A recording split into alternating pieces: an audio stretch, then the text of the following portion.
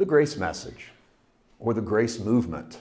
I don't really like either of those titles. I put them up there anyway. Grace message, I know this one really, really well because I've been in it for a while and in some circles was a leading voice. And I developed this paragraph pretty hardcore. Sermon on the Mount is Jesus teaching the law to show that it can't be done, not to show that it should be done. He hopes his audience will try to do it, and then they'll exhaust themselves and turn to grace. This theory postulates that Jesus actually makes the law even harder in the Sermon on the Mount to show you that you aren't as good at keeping it as you thought, a sort of nice try, but you still can't do it. Heard anything resembling that? That's the grace message version of the Sermon on the Mount. I could write that paragraph because I've probably written something very similar to that in previous books that would have even said something like the Sermon on the Mount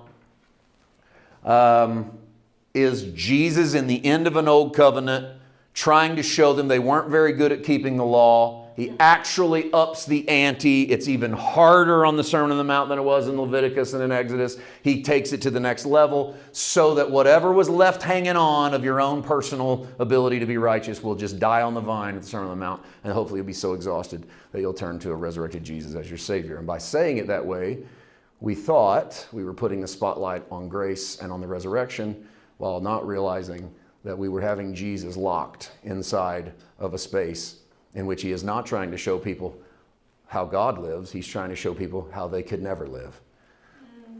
And then the Sermon on the Mount really doesn't have any hope for the poor in spirit or the meek or the mournful or the hungry. Why would it? You can't do this anyway. And so sometimes I think in an attempt to be liberating, we actually remove the teeth from the people that need it the most. One of the saddest commentaries on liberation is from successful people.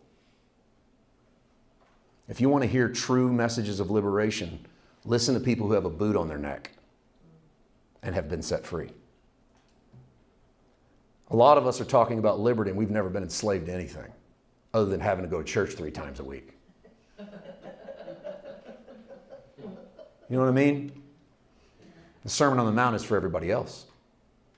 But the Sermon on the Mount is Jesus' argument of what the world looks like to the eyes of God and how God would fix it. Here's how I would fix it. Here's another one. German philosopher, mid-20th century. I probably should have put this one next to last because the grace message and movement's still going. I put this in because this is so fascinating to me. Albert Schweitzer, one of the great German minds. He preached, taught, and wrote that the Sermon on the Mount is the interim demands for a world on the edge of apocalypse. Jesus is instituting a sort of martial law because Jesus is teaching that the world's about to come to an end, and since the world's about to come to an end, here's a set of codes that we ought to live by in the meantime. Paul does a version of this to the Corinthians when he goes, if you're not married, don't get married. We upon whom the end of the world has come. There's no reason for you to bog yourself down in a relationship. Paul does teach that because Paul is looking at the end of an era. Jesus institutes a kind of a martial law. Since the world didn't actually end, we shouldn't take the instructions as applicable across time because they only should have applied if the world were going to end. There's a big problem with this theory, and it's exactly what ended Albert Schweitzer's relationship with the Lord, because this theory led Schweitzer to stop taking Jesus serious also. Because he went, well, if Jesus thought he was at the end of the world and he was wrong, why would you trust Jesus? By the way, I got to say this. Jesus wasn't wrong. He was at the end. We were wrong about what he meant by the end.